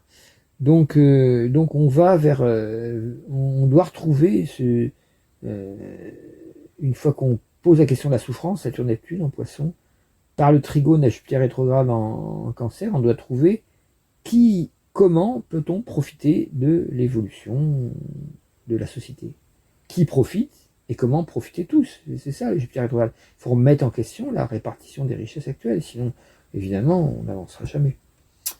Voilà, donc là, pour Moscou, l'ascendant est en Scorpion. On retrouve un petit peu l'idée pour Moscou, pour Kiev, quoi, l'idée de guerre là qui rend les choses au sang livre dans la souffrance, quoi, comme toujours. C'est pas évident. Il n'y a pas de dominante qui apparaît très fort. Bon, si on regarde Pluton, évidemment, en Verseau, on voit qu'il est conjoint à la mort, c'est-à-dire que quelque part il y a l'idée de Poutine est en train de vivre une belle histoire d'amour avec Trump, quoi. C'est formidable, quoi. Lui qui n'avait aucun ami tellement il est pourri, voilà, il a un bon ami maintenant. Avoir un bon copain, il n'y a rien de plus chouette. Voilà. L'autre maître de la son Scorpion, c'est Mars qui joue, comme je vous dis, en Capricorne. Donc c'est un peu, Mars en Capricorne peut être un peu l'obstination de garder, en conjonction avec la nouvelle lune Sagittaire, garder de manière obstinée la même optique. Là, le maître d'ascendant étant en Capricorne dit je continue à me battre parce que je me sens par derrière soutenu par les États-Unis alors qu'en fait ce soutien est d'une part très illusoire. Il est dû simplement que pour l'instant c'est le caprice de Trump, quoi. Ensuite, si on regarde maintenant pour Washington, donc là on voit les deux maîtres d'ascendant Mars en Capricorne et Pluton en Verseau. Avec Pluton en Verseau, on voit aussi l'utilisation de techniques carrément interdites ou de technologies très nouvelles dans la guerre. Là, ça pose des questions. Il y a déjà eu les drones, mais il y a la guerre par des espèces de lasers, d'ondes. Il y a des chances que tout ce qui est ondes électromagnétiques qu'on nous fait croire qu'ils sont absolument inoffensives, puisqu'on en a dans tous nos petits idiophones, en fait, peuvent être destructrices assez rapidement, avec une certaine dose. D'ailleurs, on est en train de demander aux Français s'ils veulent bien qu'on augmente la puissance des antennes de 1,5, alors que les antennes sont déjà 100 fois plus fortes qu'en Suisse, par exemple, et donc créer des dangers sanitaires énormes. Donc on est en train de rendre les gens complètement malades, suicidaires, dépressifs, cancéreux, mais personne ne réagit, personne n'a l'air de se douter. Non, ça vient sûrement des étrangers, quoi. Ça vient pas des systèmes complètement absurdes qu'on nous propose. Donc on va avoir une augmentation probable si ça ne bouge pas, si les députés ne s'en saisissent pas, de 150% des émissions des antennes, ce qui va créer encore plus de malades de HS, tout ça, encore plus de cancers, encore plus de maladies d'Alzheimer, puisqu'on sait, surtout quand on est HS depuis comme moi, une dizaine d'années, en étudiant ça de près scientifiquement, on sait qu'il y a beaucoup de ces maladies, les burn-out, les dépressions, les suicides, le suicide, c'est pas une maladie, c'était un aboutissement de la dépression, les Parkinson, les Alzheimer, tout ça, une grande partie de ça viennent de l'exposition à des ondes électromagnétiques qui sont dites normales, c'est-à-dire une antenne à moins d'un ou deux kilomètres, etc. Forcément, puisqu'elles sont très puissantes. Si elles étaient, comme en Suisse, beaucoup moins puissantes, elles pourraient être plus proches des habitats.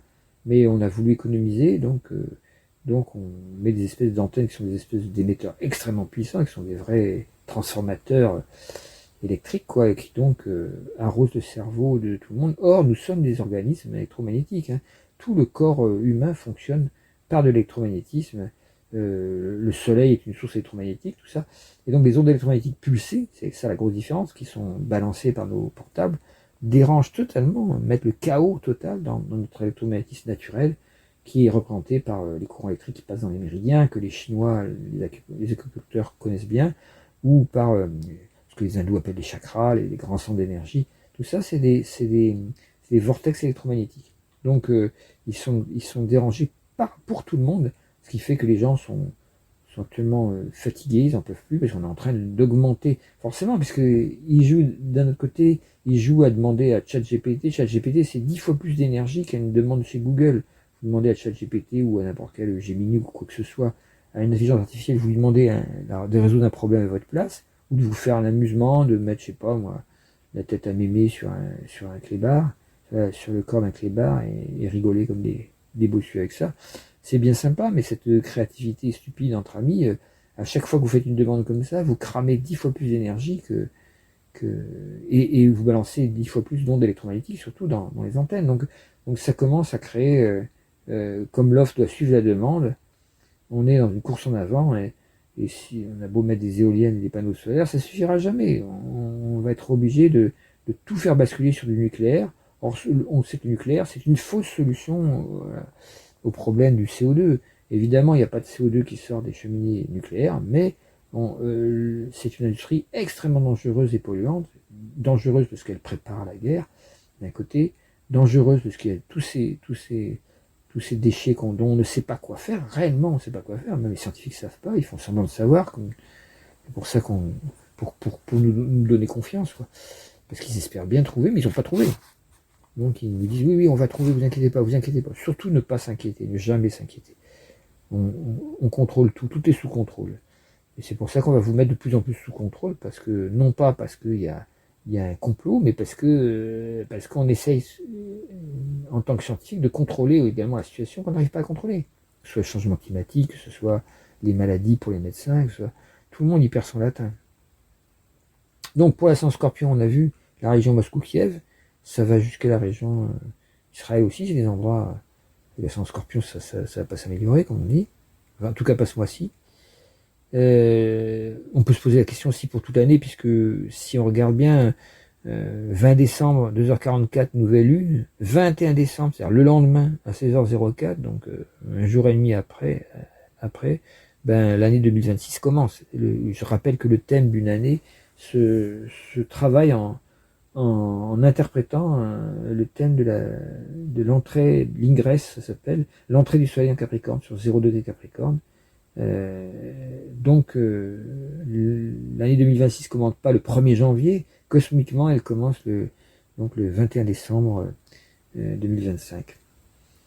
Le 1er janvier il se passe rien à part les flonflons, les confettis, ce que vous voulez, ou une pauvre dinde qui a rien fait, la pauvre, pour les massacres d'animaux pour qu'on puisse soi-disant faire la fête, alors qu'on peut très bien faire la fête. On se demandera dans un siècle, mais comment on a pu être aussi barbare pour tuer autant de milliards d'animaux alors qu'on n'avait pas besoin. On pouvait avoir des fêtes et des équivalentes avec des équivalents végétaux, et on n'était absolument pas obligé de faire tous ces massacres. Eh ben non, on était de même qu'on se demande maintenant, comment on pouvait traiter les femmes comme ça au 19e siècle, elles n'avaient aucun droit et tout ça. Il y a on appelle ça comment on appelle ça, c'est pas des uchronies, ça s'appelle oui, bon, je me rappelle plus le terme, quand on se trompe d'époque, on analyse avec l'idéologie d'une époque une autre époque. Voilà, on va accuser, par exemple, on va dire, ah oui, Proudhon, c'était un sale, toute son idéologie est bonne à jeter à la poubelle, puisque il était vraiment misogyne. Bah oui, mais qui ne l'était pas en plein 19e siècle, il était presque normal d'être misogyne à cette époque-là, puisque les femmes étaient un peu des animaux de compagnie, quoi. Elles étaient dressées comme ça, et il y avait très peu de femmes qui échappaient à ce rouleau compresseur voilà, du paternalisme dominant. J'écoute une émission là, récemment sur Jane Austen, et oui, il y avait des femmes très intelligentes qui arrivaient à dire des choses, mais il fallait qu'elles soient prudentes en même temps. Fallait pas, voilà, mais la grande majorité des femmes étaient pas plus malignes que des dindes, j'ai envie de dire. C'était, et je suis pas misogyne en disant ça. C'était, si vous élevez n'importe quel être humain, si ça avait été l'inverse avec des hommes à la place des femmes, ça serait fait pareil. Si vous maintenez dans l'ignorance crasse des gens, ils vont pas devenir diplômés de quoi que ce soit. C'est comme ça. Donc, faut pas faire ce genre de raisonnement. Il faut se dire, tiens, à chaque époque, il y a des problèmes à poser qui sont nouveaux et on peut les résoudre qu'avec la conscience de notre époque. Donc, pour Washington, si on regarde le même thème de cette nouvelle à Washington, là on est assez en Lyon. On est assez en Lyon. Il n'y a pas tellement de dominantes qui apparaissent. L'ascendant en Lion correspond bien à Trump avec son Mars en Lion et puis voilà, et son ascendant en Lion d'ailleurs aussi. Donc on a, alors ce qui est marrant, c'est que on a toujours presque systématiquement un ascendant, par exemple la Scorpion en Moscou et Lion pour les USA, et donc une espèce de carré automatique entre ce que veut faire d'un côté la Russie et ce que veut faire de l'autre les USA. Alors, comme Trump a décidé qu'il allait changer tout ça, qu'il allait changer de copains, que c'est plus les Européens ses copains, maintenant ça sera la Russie, on voit qu'il va y avoir un sacré problème à son truc, parce que c'est pas pour rien qu'il y a une relation entre, par exemple, les États-Unis sont en Lyon, bah c'est en sextile avec l'ascendant en balance, hein, qui est pour l'Europe, pour Paris comme pour Bruxelles. Donc il y a une connivence de vues par le fait de la démocratie partielle, hein, évidemment, parce que le vrai pouvoir il est aux banques, bien sûr, mais il y a quand même une vie démocratique, ce qu'il n'y a pas dans les dictatures ou dans les régimes totalitaires. Mais on voit bien que il y a un accord de fait. Il y a quand même le même type de pensée, de mouvements de pensée qui apparaissent dans ces pays-là, alors que entre les États-Unis et la Russie, il y a ce gap-là. C'est ce qui va être comblé. Je pense que là, on va voir que bon, bah, c'est pas, ces thèmes sont pas très parlants, à part pour la France où c'est assez parlant. Il y a l'angularité de Jupiter et de Chiron là, qui indique une espèce de crise de conscience. Dans les autres pays, il n'y a pas tellement d'angularité forte. Donc ça va, le plan de paix va faire du surplace comme d'habitude, et le prix Nobel de la paix pour Trump va s'éloigner de plus en plus comme une espèce de baudruche gonflable remplie d'hélium. On a Pékin aussi, c'est intéressant de voir là par contre une grosse dominante. Il faut tourner ses regards du côté de la Chine. L'ascendant sera en Verseau, carrément sur Pluton. Donc attention, quand vous voyez les 4 cavaliers de l'Apocalypse, vous voyez que la Chine a une position feu et qui peut être à l'origine de processus de dominante agressive dont on se doute pas encore parce qu'ils sont très prudents. Les Chinois, ils attendent d'être sûrs d'être les plus forts avant d'intervenir avec puissance agressive. Donc pour l'instant, il y a cette idéologie qui est en train de monter, ça se voit par le Pluton à l'ascendant trigone, un Uranus taureau en fond du ciel, un faux trigone, mais qui dit quand même, entre taureau et verseau, donc un faux trigone, puisque le verseau de taureau c'est ici en carré, qui dit justement que il y a une crise d'idéologie, on va dire, qui est en train d'avoir lieu et qui peut pousser le régime totalitaire donc à porter le peuple vers une forme d'agressivité territoriale, quoi. On peut penser à Taïwan et tout ça, ou les problèmes autour du Japon aussi. Comme ça, on met un képi sur la tête des gens et une arme dans les mains et ça les occupe. ils pensent moins à faire révolution, à contester. Donc là, entre l'ascendant Lion d'un côté pour les États-Unis et l'ascendant Verseau pour la Chine, on voit que la Chine peut être facteur du destin collectif, alors que l'ascendant Lion de Trump ne lui permet pas d'avoir le pouvoir là-dedans, même s'il joue au pouvoir absolu, puisqu'il a la tête du pouvoir du pays le plus puissant du monde, mais sa bêtise, le fait que, on va dire, ne lui permet pas de maîtriser du tout ce qui se passe ni à Moscou ni à Pékin, sachant que il y a des accords secrets entre Moscou et Pékin que j'avais dénoncés dès 2011-2013 et qui étaient repris par aucun média et qui sont en action maintenant et qui sont à l'origine de nos futurs problèmes. Voilà, donc voilà ce qu'on peut dire. Donc écoutez bien les liens que je mets sous chaque nouvelle lune. Je vais essayer de faire une interprétation aussi, si j'ai le temps, ce qui n'est pas évident pour le nouvel an, quoi, pour l'entrée du soleil en Capricorne, pouvoir raconter ce qu'est l'année 2026. Mais bon, c'est la dernière année d'un cycle de 60 ans. Donc mais justement, comme toute dernière année, c'est un peu la plus dangereuse.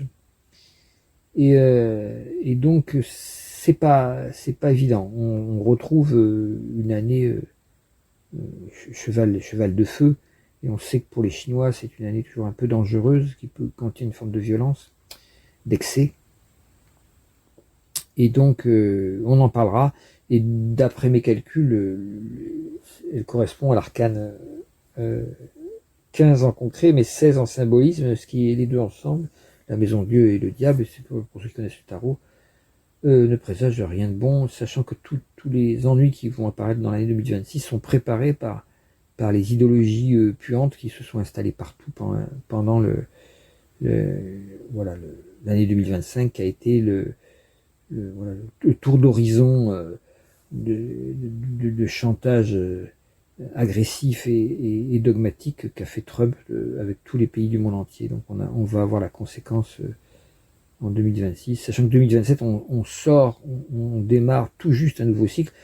Dans ces passages de nouveau cycle, voilà, on pourrait dire qu'après il y aura quelque chose qui aura dévié de cette route malencontreuse, mais pour l'instant ça se voit avec les dictateurs qui ont été nommés partout dans le monde comme étant les futurs dirigeants du monde entier. Le monde entier est en train de filer un mauvais coton et va dans la direction exactement inverse à ce qui est demandé, c'est-à-dire supprimer toutes les frontières, les nations, tout ça, supprimer tout ça pour se rendre compte qu'on est une seule humanité, qu'on n'a qu'une seule terre et qu'on n'a pas de rechange. Donc si on ne se range pas en toute l'humanité pour se décider mondialement à voir ce qu'on fait par rapport au changement climatique, alors dès qu'on dit ça, il y en a, s'il est pour le nouvel ordre mondial, c'est un élitiste, et on recommence avec ces espèces de caricatures de pensée qui sont prêtes à porter, prêtes à penser, automatiques. Non, le nouvel ordre mondial, il existe déjà, c'est celui qui est fait par les banques et tout ça, et qui est un ordre qui a pour objectif principal l'enrichissement de certains, et qui ne voit les termes de la politique qu'en termes de prospérité économique dans une idéologie insérée dans une idéologie néolibérale. Or ça nous mène droit à la catastrophe. C'est ce que nous dit la crise climatique. Donc la crise climatique nous dit, vous ne pouvez pas continuer, sinon vous allez détruire le support biophysique sur lequel vous vivez. C'est-à-dire la terre, mère qui nous donne à manger, on mange tous les jours, on chie tous les jours. Excusez-moi d'être trivial, mais il y a quelque chose, on est un animal, quoi, qui a besoin de faire rentrer des choses d'un côté et d'en faire sortir de l'autre. Et ce simple besoin tout con nous oblige à tenir compte de comment quel est le comment on s'organise pour permettre cette nourriture pour tous. Or, c'est pas du tout ce qu'on est en train de réfléchir actuellement. Là. Les gens sont en train de réfléchir comment s'enrichir encore plus, qui n'a aucun rapport. Ce que disait Sitting Bull, je crois que c'était lui ou c'est un autre chef indien, qui disait, voilà, quand le dernier poisson sera pêché, quand le dernier arbre sera coupé, quand le dernier animal aura été tué, alors vous vous rendrez compte que votre billet vert ne se mange pas. Quand toute l'eau aussi aura été polluée, voilà, vous vous rendrez compte que votre billet vert ne se mange pas. Et oui, le fric, ça ne se mange pas. C'est un moyen d'échange. Or, les échanges commerciaux, tout ça, pour l'instant, sont uniquement réglés, organisés, systématisés avec l'aide d'ordinateurs, mais au service de structures d'enrichissement capitaliste, et non pas au service de l'humanité. Même si on nous fait croire que grâce à cet enrichissement capitaliste, l'humanité va mieux.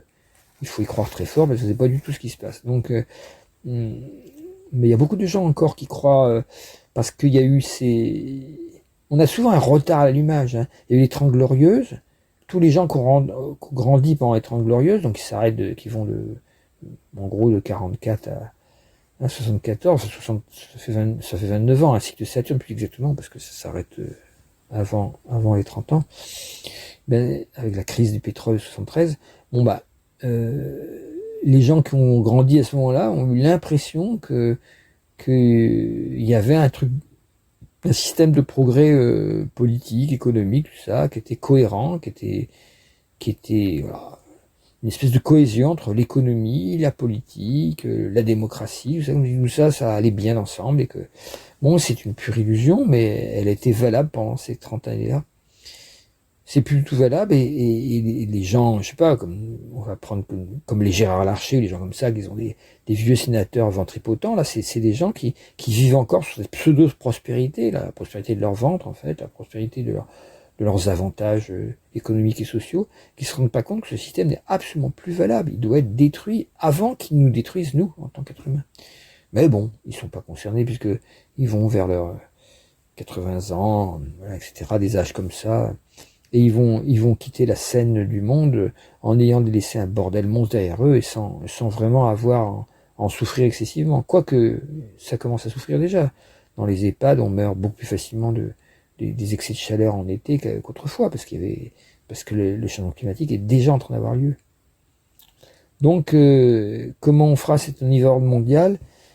Apparemment, en France, ce mois-ci, des idées vont apparaître. Des idées. Il faut savoir que la France est un pays d'idées, c'est un pays mercurien, et que la Mercure est en Sagittaire aussi. Bon, c'est pas sa position idéale, on va dire, mais disons que l'ascendant en Balance indique, c'est un signe qui est important pour la France aussi, la Balance. L'ascendant en Balance, le Jupiter au milieu du ciel en Cancer là-haut, le trigone à Saturne dans le domaine en maison 6 et 10, là, dans des maisons où les choses se réalisent concrètement, sur le plan soit de la terre, l'agriculture, soit sur le plan des décisions économiques, hein, parce que la terre, c'est les deux choses-là, c'est agriculture et économie. Il va y avoir, à mon avis, des bonnes idées qui vont commencer à émerger, et évidemment, si on prend le carré Saturne à l'envers, le carré Soleil-Saturne à l'envers, des idées aussi réactionnaires, des idées rétrogrades, qui vont apparaître aussi. Et il y a une lutte entre les idées qui peuvent sauver la planète, on pourrait dire l'écologie et l'écologie sociale, on va dire, parce que ça va ensemble d'un côté, et de l'autre côté, on va dire les systèmes réactionnaires, les systèmes de c'était mieux avant, alors que bon, qui veulent nous faire revenir à Pétain comme si c'était mieux, alors que c'était pas mieux du tout, évidemment, mais l'impression qu'il faut revenir en arrière, qu'il faut rétropédaler, et puis qu'il faut supprimer une partie de la population qui est là parce qu'elle n'est pas la bonne couleur, quoi. Voilà, c'est plus droite-gauche finalement, c'est un peu l'écologie contre une espèce de consommateur borné, quoi, qui deviennent des petits fachos tout en voulant avoir le dernier iPhone, quoi. En gros, voilà la nouvelle donne de des technophiles fachos contre les écolos sociaux. Ça sera ça la nouvelle dualité dans les temps qui viennent. Et en France, là, ce mois-ci, ça va se voir. On va commencer à voir que les clivages entre RN, les Républicains, les Macron, les LFI, la gauche socialiste, communiste, écolo, tous ces espèces de clivages sont en train de mourir parce que le cornu, comme son nom l'indique bien, il veut tellement aboutir à des solutions macroniennes qu'il est en train un peu de truquer tous les jeux, et ça va faire comme le macronisme, ça va faire éclater les limites. Et, et ça va être regrettable pour les partis existants, sauf ceux qui sont fondés sur un véritable projet en profondeur. Alors, c'est ceux qui sont appelés extrémistes, évidemment. Ils ont un projet en profondeur, un projet extrêmement menteur et dangereux du côté du Rassemblement national, et un projet extrêmement populaire, on pourrait dire, qui est fait pour le peuple, en tout cas, du côté de la France insoumise. Mais après, les autres, ceux qui nous... Le soi-disant arc républicain, il n'est pas plus républicain que ça, parce que c'est des gens qui essayent, et on les comprend parce qu'ils sont là pour ça, ils essayent d'arranger l'affaire, de recoller les sparadraps sur la jambe de bois qui se redécolle sans arrêt, ce foutu sparadrap, il faut le recoller. C'est cet effort qui est fait par des gens de bonne volonté pour essayer de rabibocher ce qui peut l'être. Évidemment, cet arc dit républicain, ça correspond bien au Sagittaire, quoi. Il est en passe d'être détruit petit à petit, parce que ça peut pas fonctionner dans le cadre d'un changement systémique qui est en train d'avoir lieu. Ça serait valable, ce dialogue, ce partage, cet arrangement, ces compromis qui peuvent être faits entre des groupes différents pour faire avancer le pays, ça serait valable s'il n'y avait pas, en même temps, à cause de Pluton en Verseau, à cause du grand sextile, on va dire, Pluton, Saturne, Uranus, là, qui est en train qui continue toute l'année, évidemment. Ce grand sextile, il vise un changement de civilisation. Donc, dans le cadre d'un changement de civilisation, il est très difficile de faire émerger des consensus autour du vieux système, autour d'une table. Parce que tout le monde commence à sentir que ce vieux système, il est bon à jeter à la poubelle. Donc, qui va le jeter à la poubelle? Comment? Les uns, ça peut être par la violence antisociale, tout ce qui est droite, extrême droite, et les autres, ça peut être par un retour. Alors là, je dis retour, c'est justement le mot piégé, mais un retour à des gouvernements qui sont pour le peuple, avec le danger dans ce retour d'aller recoller avec des logiciels qui sont les anciens logiciels, le marxisme, ou communisme, etc., sociodémocrates aussi, qui sont des logiciels qui contiennent une partie des solutions pour l'avenir, puisqu'ils contiennent l'écologie et l'écologie sociale, qui est l'un des vrais moyens de créer des emplois, par contre, qu'on n'a pas encore assez exploré. Mais en même temps, c'est pas ça, quoi. C'est-à-dire, on ne peut pas faire, ne mettez pas le vin nouveau dans des vieilles outres, disait Jésus. On ne peut pas faire du nouveau avec des idéologies anciennes, qu'elles soient fascistes ou marxistes-léninistes. En gros, la confrontation énorme qui a eu lieu au milieu du XXe siècle entre, d'un côté, le communisme triomphant qui est devenu stalinisme horrible, et puis de l'autre côté, ceux qui voulaient se battre contre le danger du communisme qui étaient les fascistes et les nazis. C'est cette bête à deux têtes, ce dragon à deux têtes dont les deux têtes se battaient l'une contre l'autre, qui a secoué le monde entier pendant la Deuxième Guerre mondiale. Il est à nouveau en train de réapparaître à travers les 5 cavaliers d'Apocalypse. Il peut réapparaître sous des formules tout à fait différentes. On ne peut pas dire que l'histoire se répète pareil, mais il faut bien regarder comment ça se répète, parce que c'est à ça que nous devons échapper collectivement. Or, il est possible de le faire entre gens raisonnables, intelligents. Il est possible de continuer à parler, de dire les choses, de les partager, de manière à ce que la violence ne devienne pas la seule solution possible pour faire entendre raison. Il faut voir encore ce film, le fameux film je sais plus, il s'appelle Vincent, je ne rappelle plus son nom. Enfin, Vincent qui a fait un film qui s'appelle Le Vivant qui se défend, qui montre un petit peu, voilà, la violence de répression qui s'exerce contre ceux qui essayent simplement de forcer les choses pour enfin qu'on fasse les choses qui sont justes. Et la puissance en face des lobbies qui arment l'État à travers les CRS, les gendarmes mobiles, tout ça, qui arment l'État pour défendre les intérêts uniquement privés, contre les intérêts de tout le public. Donc on en est, et les médias d'extrême droite qui montrent les dangereux voyous comme étant non pas ces CRS qui sont prêts à tuer des gens qui sont assis par terre, mais les dangereux voyous, c'est ceux qui vont essayer de récupérer une mare d'eau, là, une espèce de réserve d'eau, où un paysan a eu l'intention de piquer toute l'eau à tous les autres paysans autour pour faire, lui, sa récolte à lui. C'est complètement antisocial. Les gens qui veulent empêcher ça, c'est des gens qui sont justes, et ces gens justes, on essaye de les tuer avec des balles directement tirées dans la tête, avec ordre donné de cela par les gouvernants et par les chefs de leur brigade. Donc tout ça, tous les ordres viennent d'en haut, sinon jamais normalement les CRS ou les gendarmes mobiles sont autorisés à tirer à bout portant avec des grenades qui sont explosives, qui sont presque des armes de guerre. On est en train d'apprendre aux flics là maintenant à tuer des gens qui exercent simplement leur droit de manifester. Ah bah mais la manifestation n'a pas été autorisée. Mais attendez, maintenant dans le système macronien, quand tu demandes l'autorisation de manifestation, elle est systématiquement refusée. Donc il faut bien que les gens manifestent, c'est un droit inscrit dans la Constitution.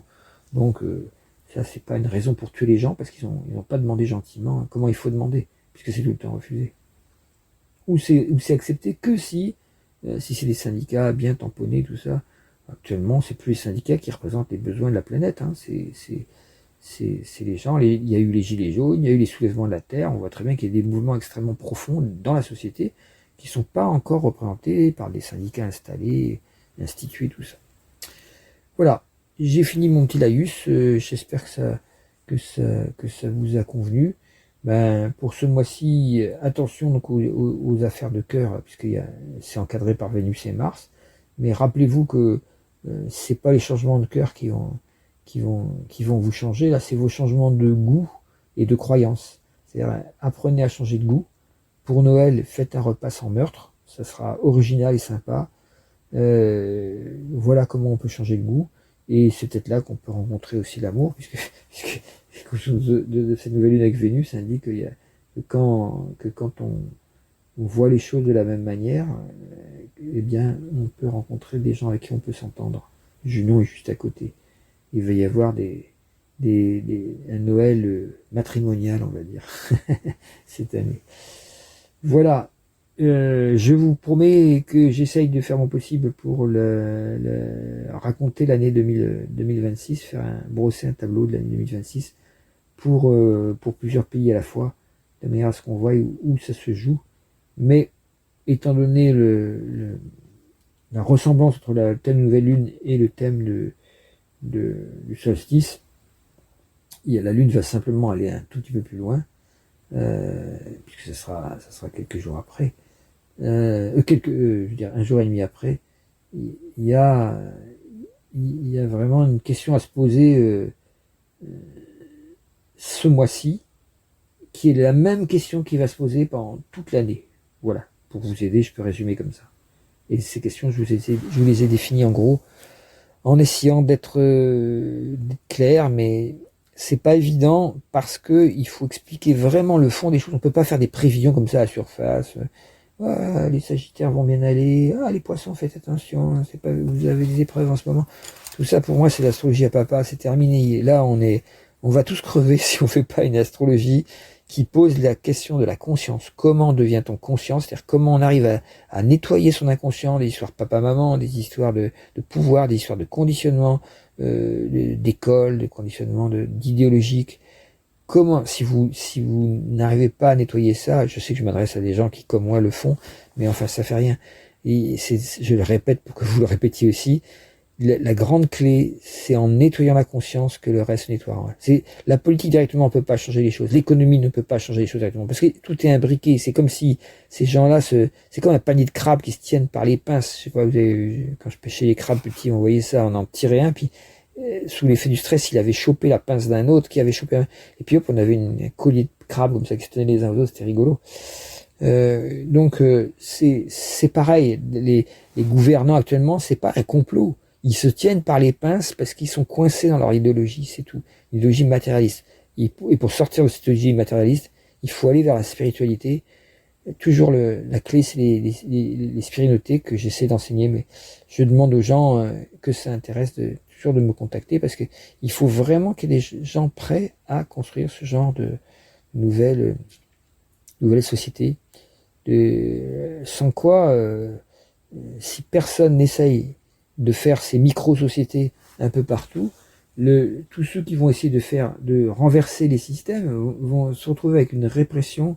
Je ne dis pas qu'il faut se soumettre, surtout pas, mais je dis que, attention, l'idée il y a qu'à tuer le gouvernant avec un coup de Kalachnikov, comme a essayé de faire avec Trump, quelqu'un là qui a tiré dans l'oreille, ça c'est vraiment la grosse illusion. Vous tuez un fou paranoïaque, automatiquement il sera remplacé par un fou paranoïaque de son entourage, qui sera encore pire, parce qu'il dira, regardez, nous avons un martyr, et il sera d'autant plus paranoïaque et dangereux et vengeur, que donc c'est pas, il faut passer par la non-violence. La non-violence, ça se décrète pas, c'est pas un truc bisounours la non-violence, hein, c'est un combat.